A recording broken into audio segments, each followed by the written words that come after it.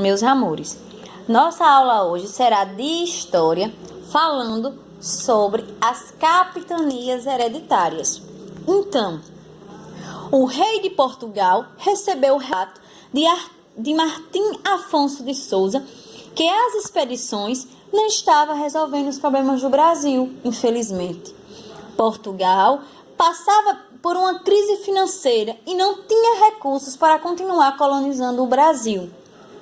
Com isso, o rei Dom João III decidiu adotar em 1534 um novo sistema de colonização. E que sistema foi esse? Foi dividir o Brasil em 15 lotes de terra. Cada lote ficou conhecido como capitania hereditária. Recebeu este nome por quê? Porque hereditária. Porque era passada de pai para filho. 12 pessoas de confiança, ele entregou esses lotes de terra. Alguns ficaram com mais de 2. Cada pessoa que recebeu o lote de terra era chamado de quê? Donatário. Eles não eram donos da terra, mas tinham como função administrar aquela terra, colonizar aquela terra, proteger aquela terra e resolver os problemas do seu lote com seus próprios recursos. E para que comprovasse que aquela terra era dominada por ele, o rei, quando doava o lote, entregava ao donatário a carta de doação e o foral, documento que estabelecia os direitos e os deveres dos donatários, ou seja, das pessoas que estavam administrando aquelas terras. Quais os direitos que os donatários tinham?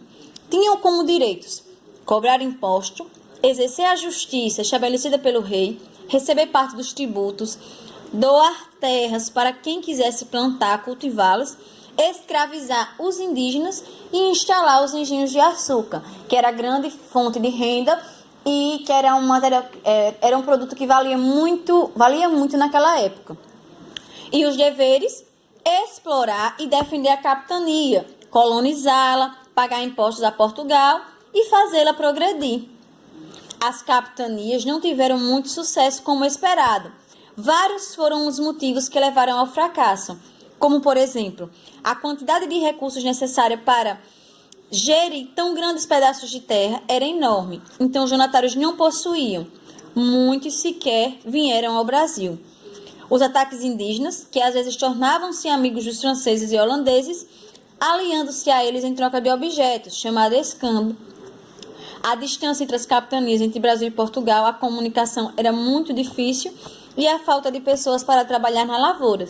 Então, apesar de tudo isso, apenas 2 capitanias prosperaram. Quais foram elas? A de São Vicente, que tinha como donatário Martim Afonso de Souza, que desenvolveu a cana-de-açúcar e a criação de gado, e Pernambuco, devido à plantação de cana-de-açúcar, que apresentou ótimos resultados por causa do clima e do solo que era favorável, que tinha como donatário Duarte Coelho. Mesmo não tendo mais sucesso, o sistema de capitanias hereditárias só foi encerrado em 1759 pelo Marquês de Pombal.